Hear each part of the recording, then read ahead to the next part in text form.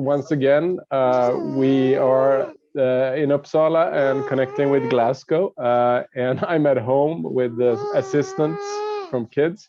So I'm not going to have a long introduction, but I'm Daniel. I work with outreach and education at CEMUS, and great for everybody joining. And Ash, you're in Glasgow. Are you in the same place as last time?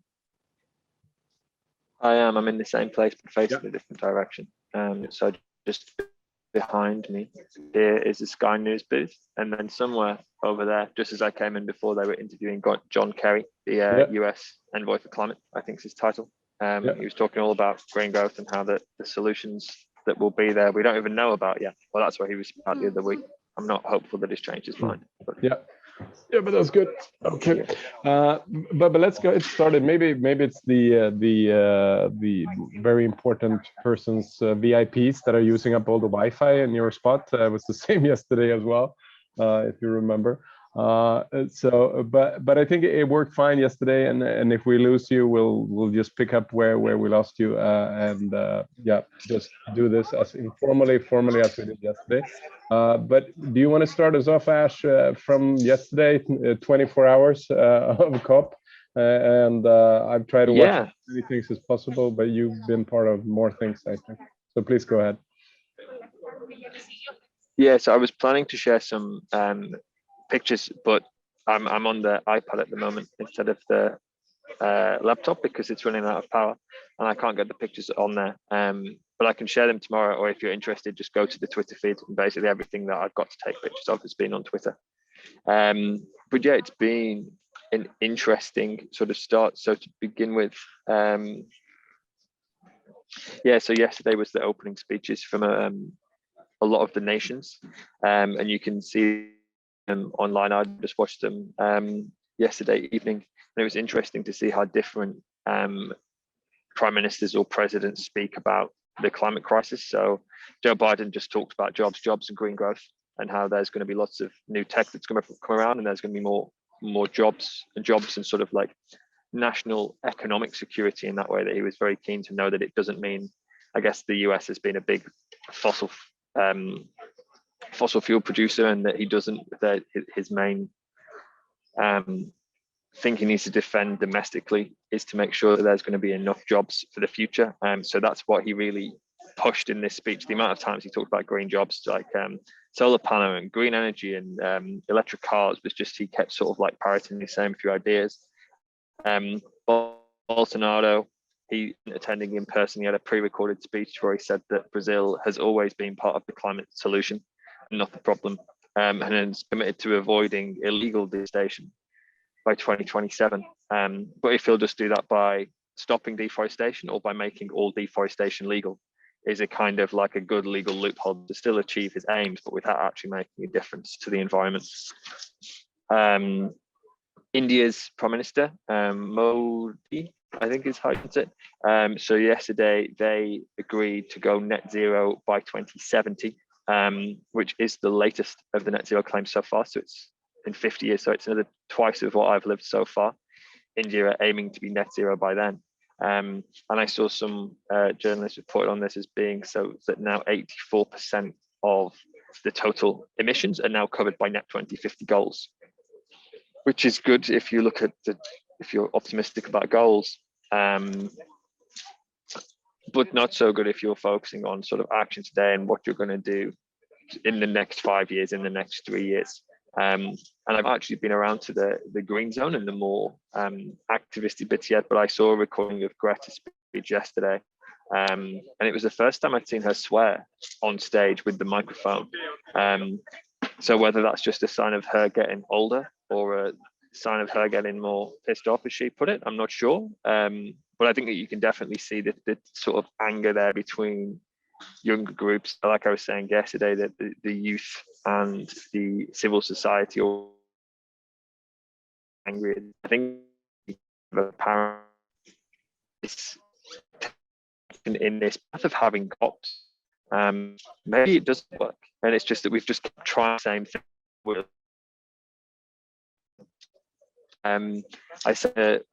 I caught the end of a talk this morning at the British Pavilion, and now I sort of got the thought that everyone was like, oh, by 20, even, I mean, they were talking about 2026, which is really nice. But I thought after almost 30 years of COPs, no one has an example of what they've done. Oh, we're going to do this in the future, and we've come this far. There's no talk about, I mean,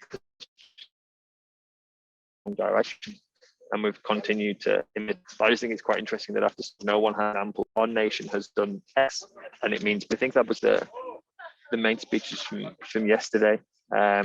Is there any like questions on those that they want to bring up, or do you want me to just go through the other kind of workshops and things that I did yesterday too? No, I think we can continue. I mean, we lost you for 1 or 2 seconds, but I think we got the main message. It was just at the end. But I think it's interesting also with when listening to this startup from the Global Leaders Summit, whatever it is called. I watched it afterwards yesterday, and thinking of how the tone has changed and how the rhetoric around it has changed. Boris Johnson, I mean, he likes to provoke, but and I not necessarily want to speculate if anything has actually changed when it comes to the identification or the where the hearts are in all of this, but the tone is different in a sense. But then it also feels like the activists are angrier and more pressing for action in that sense. Yeah, I saw the president of Barbados. She's called Mia. I'm going to try and check her name now so I get it right. I hope that this is useful. Sorry, I should have had it written down somewhere before.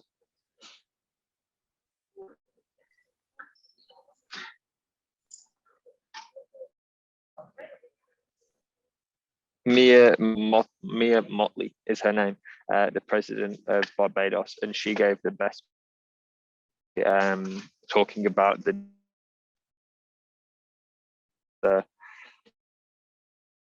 just like this.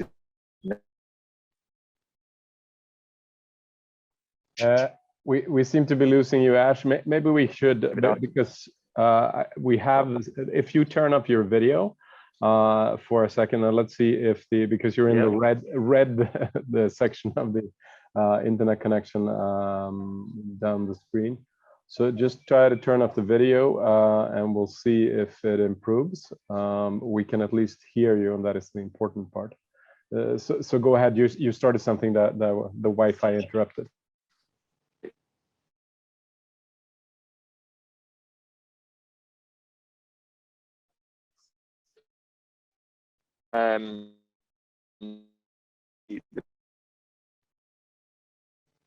It's still breaking up. So now, activists being national treasure. I can try and rejoin on my phone using data instead of Wi-Fi. Yeah, as long as that is not using up all your internet connections. Maybe try switching to the phone and see if that works. But because it is the same as yesterday, we get a certain amount of speaking time, like 10 minutes or a bit less. And then the Wi-Fi, it's the same as I said that yesterday as well, but it's the same that I had during the pandemic at home with the Wi-Fi here, that you get 5-10 minutes or maybe sometimes more. So try switching to the phone and let's see if that works better. Sound is the most important, but if we can see you, it's even better. Yeah. We have that as well. It's also possible with you could have the sound from your phone and the video can be from the other one. But let's try. Let's see if I can spotlight. Yeah, and let's spotlight you there. There we go. Yeah, this seems to work much better. So please go ahead. Excellent. So yeah, I'll just go back to David. So David Attenborough has been a big figure in environmentalism in the UK. It's always been about nature and animals and the kind of natural world, but he's never, until the last 2 series, really touched on the fact that the natural world is being destroyed. That it would show all this like nice pristine nature, and in the past couple of series it would have a segment at the end to say, oh, but these are the things that the human impact is having on the natural world. And he gave a speech yesterday. I think a good quote from me, he said, to paraphrase, that over his lifetime he has seen the destruction and the loss across the natural world, and hopefully in our lifetimes we will see its replenishment and its revival. But I think it's quite interesting that one of the most prominent figures for sort of environmentalism and care for the natural world, as he said, that he's just sort of stood by and recorded these things and made documentaries, but never really spoken out about what's happening, and the fact that most of it isn't pristine, most of it is tarnished with human activity. So yeah, that was all the main leaders' speeches yesterday, and then I can just go through the other sessions that I was part of yesterday, if that makes sense now. Yeah, that's perfect. And then we can just weave questions into this or comment as well. So yeah, that's great. So yeah, yesterday at the Nordic Pavilion, there was a workshop run about climate change denial. And I think it was really interesting. So one lady, she was called Ruth, I don't know her surname, sorry, but she described denial as discourses of delay, which I think is quite interesting, that now, there are very few people that flat out deny climate change. But it's people now will sort of question the trend attribution impact pattern, which was described by an Uppsala researcher, that, it's just kind of a trend, but can we really attribute our human behaviors to what's happening now? Are we the cause of this impact, and people can deny it there? Or then people questioning the interpretations of the IPCC. And even though the IPCC is written by every nation on the planet collectively, is a consensus, which means it's typically a bit more on the conservative side. But there's still people questioning that. And I think when the IPCC, I think it was the sixth report that came out just before COP, that really had the starkest warnings, and it was in the more scientific based paper. So different IPCC work groups will talk more about the economy or about politics or about solutions, and this one was just on the climate science, and was very stark in its warnings that we have overstepped so many potentially or close to the tipping points, and we absolutely need to change. Okay. Okay.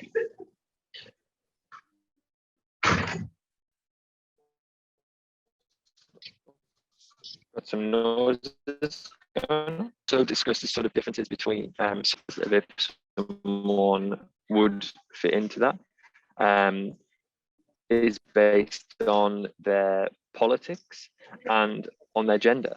So it's mostly men, conservative men, who would be climate change deniers. And then we sort of talked about how is it best to target that group. And there are certain things, so the idea that meat, so obviously we all know that meat is a big emitter of greenhouse gases, and the idea that meat is masculine was created in a Burger King advert. Since then, meat is macho, so you could assume that men would be like, I'm not going vegan because it's not masculine. And then would it then be appropriate to try and advertise plant-based meat as being the real masculine option? But then equally, what you eat should have nothing to do with your gender. That it's irrelevant. So it's kind of, do you want to reinforce those stereotypes but just twist them to a stereotype that fits with our narrative, or should we try and stay away from those stereotypes and trying to individually target groups as well? We also touched on how on the internet now, so with very targeted advertising that happened. So it happened in the elections, but I mean both for the Brexit referendum and the elections in the US, it's been proven, and in Trinidad and Tobago, India, multiple other places, the use of either online bots or specific targeted advertising online, and how that's also been done in relation to climate. So if in the US they looked at opening, I think it was a new oil drilling site, and in different regions, depending on if that state swung more left or right, they would be shown a different ad. So if it's a more right-leaning conservative state, it's all about the jobs, it's all about the prosperity. I think that Biden's talk earlier today, he's still talking about being about oil, it's just being about green tech. So I think that's really strong in the American narrative, is this desire for growth and the economy that kind of comes before climate justice or trying to rethink how we work, that it was very much about how can we work our way out of this solution, whereas a more degrowthy approach would say, okay, let's take a step back. We can't work harder to do less. If you simply produce less, consume less, you do less. You shouldn't have to work harder at that. Could I jump in here as well? Because it is, of course. There is something about how, whether it's researchers or in the political left, certain kind of research on the climate denialism research, in that with a certain kind of framing, whether you focus on plastic bags or you focus on like non-electric cars or meat-eating men, there is a certain dynamic of a backlash. So with certain framings of the work that's needed to be done, I mean, that could be very much what needs to be done. I don't know about plastic bags, but and I don't know if electric cars is the huge improvement from petrol cars or diesel cars, but still there seems to be a lot of ways that these issues are communicated that are giving energy and giving ammunition to the other side, whether it's like Republicans or far right in the US or the Swedish Democrats in Sweden, that how we, if we can say we, that are active within these issues, but also certain research projects, the framing of the issues becomes very much something that can be used by the people that don't want to see any change or don't want to see any action on climate. Was that in any way discussed or critiqued or brought into that workshop?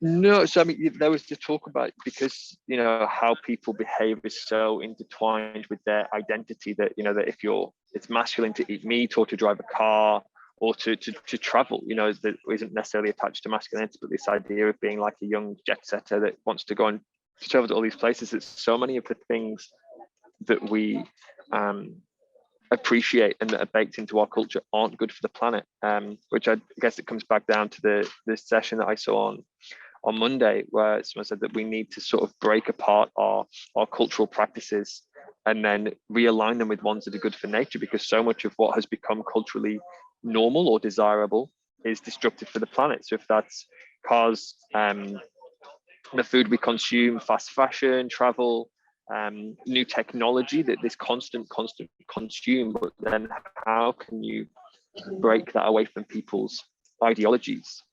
Because it is even if the thing is more expensive, like the price of a new iPhone is ridiculous amounts of money, but people still go out there and buy it even though their old one's not broken, because they want the newest tech. So it's all about wanting the newest thing. I guess it's sort of also linked with the symbols society, that everything's become very symbolic to get. But I think it can also be difficult that now we have the kind of bright green soft approaches where we're trying, like for example, I saw an advert in a Swedish newspaper, and it's like, well, that's not really doing the job. It's still, I think that we need to get past the idea, particularly with cars, for example, of personal ownership. Cars with power tools, with like lawnmowers, with washing machines made with so many things that it's just become so culturally practiced in the global north. Personally own all of your own things, even though you use them for like a few hours a day or whatever, that a car sits on your driveway for 95% of the time. Your neighbor could use that car, their neighbor could use that car. There are so many better ways that come by just doing the work we've got, reinvent something.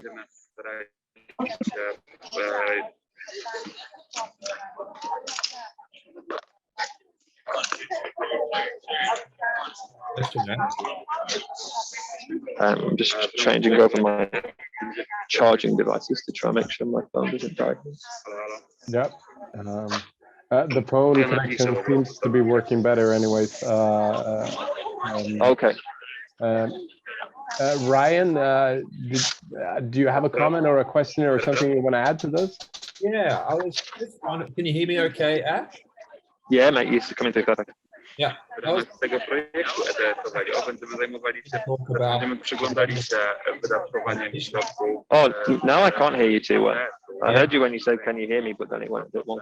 Okay. What about now? Yep, now it's good. I was wondering if there was any comment about the role of financialization in basically like the commodification of everything turning into a market to be bought and sold. Yeah.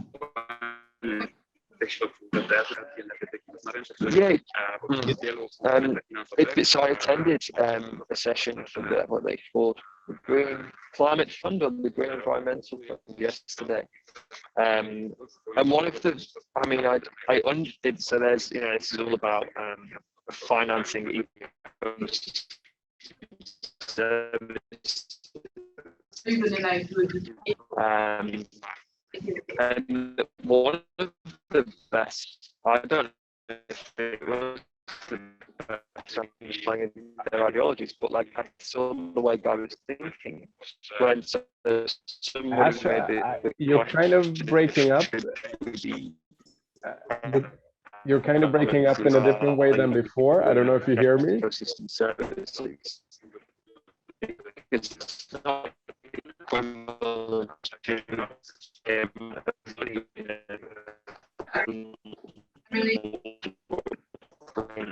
you can't pay for that. It's not an exchange. When we pay for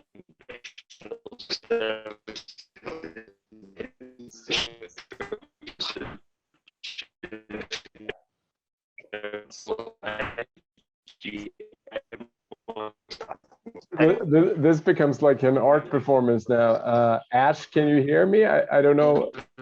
We've switched into some kind of space mode here, but let's see. Yeah, there we go.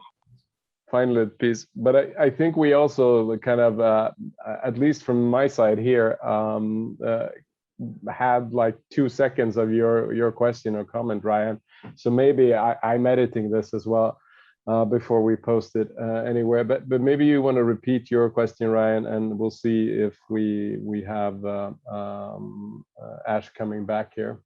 Yeah, can you hear me okay now? Now everything is perfect as long as I don't interrupt you or my connection breaks down. But yeah, please go ahead. Yeah, because when I started speaking, it was like the background noise increased tenfold.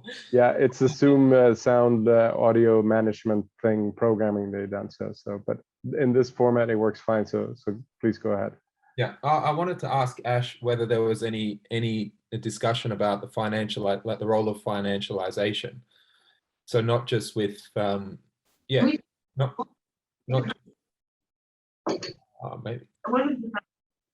Yeah, not just with you know, the rise of banks, you know, and like just the financialization of money, but also just the fact that everything's thought of in commodity terms now to be bought and sold, and it's really hard for policies to justify breaking away from, you know, the global financial system. So yeah, I wanted to know if there's any talk about the role of financialization in a transition and how to combat it. Yeah, and that is super interesting. I mean, when they talked about 100 billion, I guess it's dollars, they're measuring things in, committed in Paris per year for developing countries, if you can still call them that, but the category of the least developed maybe. It was also curious to I'm not saying that is a bad idea necessarily, but how will those 100 billion per year be used in a way that it doesn't only go to building infrastructure that contributes even more to carbon emissions, or how are those 100 billion taken out of the fossil subsidies or infrastructure in this part of the world? Because that's what I'm thinking. You have to kind of, so 100 billion goes away from investments in the north or the global north, that goes into investment in the global south, but just building more things that I mean, anything you build, anything you do, in that sense will contribute. with carbon into the atmosphere. So that was also curious how that could, how can that work without being disconnected from the bigger issue. Yeah, and also like yeah, the role of yeah, just short-termism. Obviously, if it's not profit driven, then there's just this accelerated rate of everything. We're looking for a profit quicker and quicker. But if you're looking at restoring soil, waterways, forests, you know, it requires investments hundreds of years into the future. So you need an like a policy framework to enable that, and institutions and regulations and all that stuff. Yeah. Yeah, and also an infrastructure that can survive climate change, which is another thing, because if you build it in the traditional way you would build it, it might not necessarily survive in basically all places around the planet. Okay, Ash, we have you with us again. The connection was, it turned into this robotic voice that kind of flooded everything. And yeah, and we seem to have the similar thing now. I think we can turn off the video,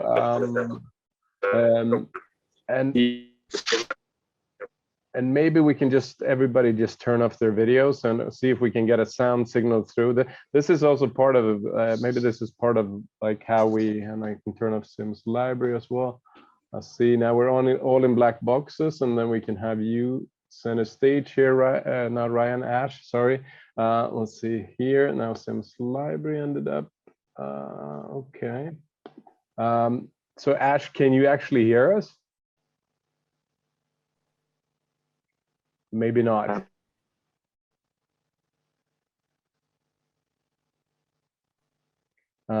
Because if we've reached the end of the... Szczerze mówiąc, ja bym to pytanie może dodał do komunikacji, bo być może mam wrażenie, że tutaj przechodzimy w różnych skali. Can you hear me now? Is this any better?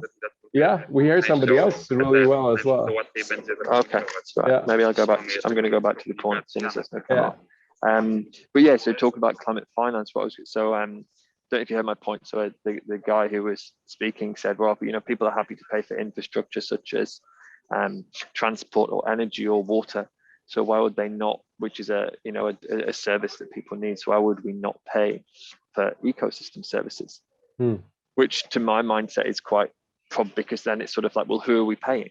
What has this person done to deserve to be paid for the fact that the trees are taking CO2 out of the atmosphere, or that these plants are filtering the water? That why should, I mean, maybe we should pay something, but it shouldn't be private companies involved in that, in my opinion.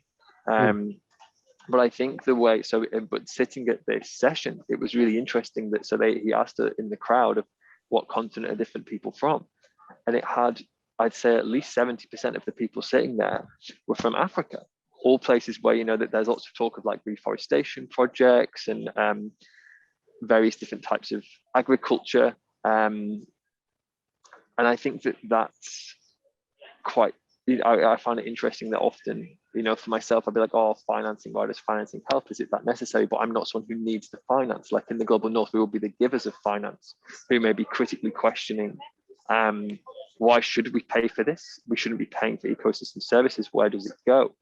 And then, you know, that there was this heavy, so, you know, this dominant part of the audience who are all from the African continent, who were really interested to know, like, what can they do to get some more finance?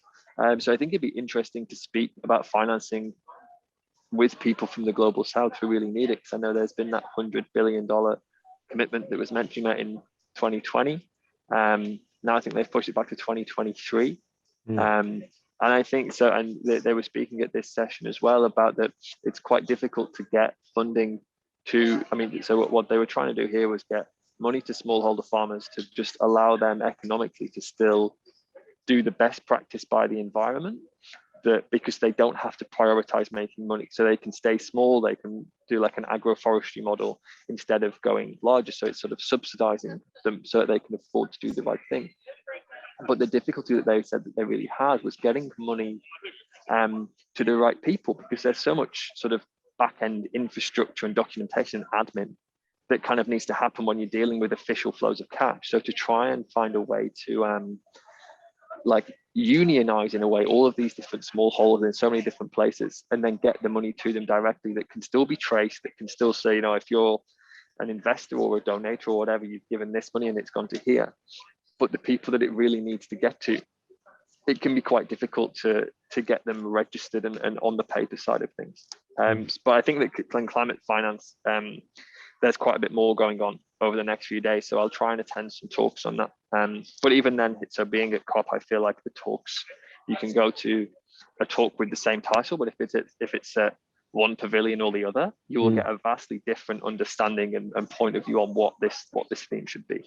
Yeah, and also the thing we talked about yesterday is, I mean, I think it was a discussion around mitigation adaptation, but it also is, where does the money go?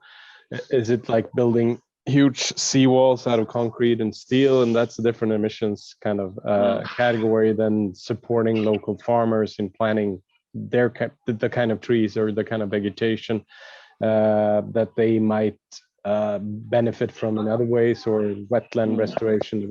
So I think it is also, and it's also, for me at least, maybe I can just Google this, but how much money is actually in the world economy poured into everything that is being destructive, and how much money would actually be directed towards doing something good.